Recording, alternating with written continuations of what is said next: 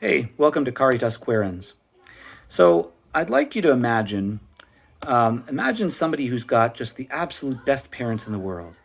Loving, caring, would do anything for them, and would do anything for anyone. Anyone. Imagine that this person has seen his parents or her parents helping out people, helping out the lowest of the low, the poorest of the poor, the most helpless of all the helpless, time and time again. And one day, this person makes the statement, I got the best parents in the world. They would do anything to help anyone out. And then somebody else comes, in the midst of this guy's or gal's, exaltation, and says, "No, wait a minute. Prove it. You can't possibly know for certain that your parents would do anything they could to help anyone. I mean, in order to have that kind of intellectual certitude, you'd have to have positive, definite proof. You'd have to be able to show that they actually do anything that they possibly could for any particular person. Um, Now, how would such a person respond to that? Well, I'll tell you how I would respond. I would say, "How dare you? How dare you presume to know my parents better than I do? How dare you presume to know that they would not do whatever they could for anyone? I know my parents. I know how good they are, how loving they are, how kind and wise they are. And I've seen them repeatedly, over and over and over again throughout my life, doing whatever they could for whomever they could. How dare you assume that my parents are not who I know they are from the depth of my heart?" Now, it seems to me that a lot of us who want to embrace Christian universalism, the doctrine that in the end God will save all, that all will enjoy full union with Him. It seems like oftentimes we come to a point where somebody gets us up against a kind of wall of intellectual certitude like this, or maybe it's our own mind, maybe it's our own doubts that are that are causing this and asking these questions. Saying the same kind of things about God. So how do we respond? How do we respond? We might know, oh, sure, there are passages in the Bible that seem to, point to universalism.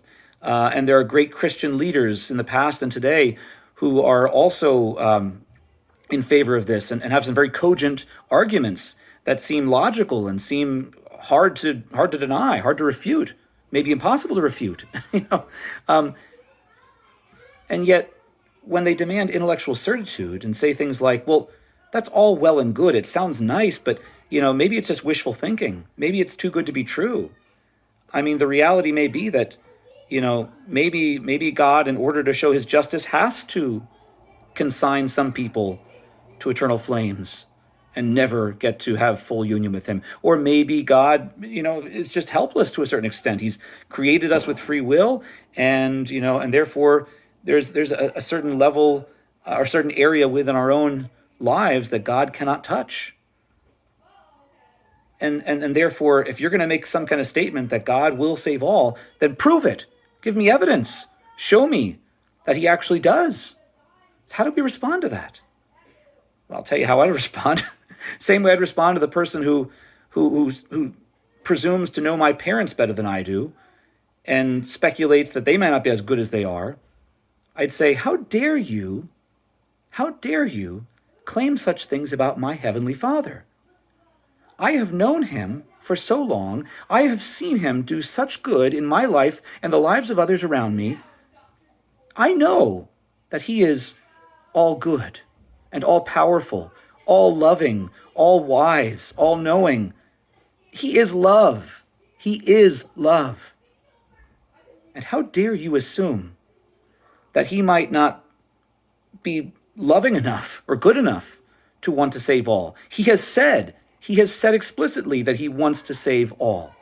And how dare you assume that He is not powerful or wise enough to save all? For nothing is impossible for Him. No, I know my Heavenly Father. And don't you dare presume to doubt His goodness, His power, His wisdom, His love. That's how I would respond.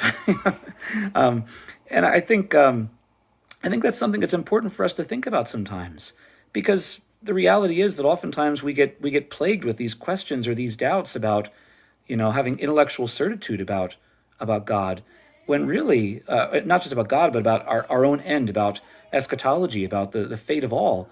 And the reality is that this is not just a matter of the fate of God's creatures, it's a matter of God's character, of the character of God Himself. And so, sometimes I think we're tempted to say, well, yeah, I guess you're right. I don't really know. I want to believe it. I'll be a hopeful universalist, and just hope it all works out for the best for everyone. But we need to remember that it's not just about that. It's about God's character, and so we have to be willing to defend His character, because to say that God might not save all, might not want to save all, might not be able to, that is, at least as far as I see it, that's a kind of general reproach against God Himself. And so, as His children, as the children He loves so much, I think we owe it to Him, in returning that love, to defend Him, to defend His character, to defend it with our own trust, and with our own conviction and our own witness. So anyway, thanks for watching, and if you've enjoyed this, please consider liking, subscribing, sharing with others, and please share any comments, any feedback you have down below. Until next time, adios.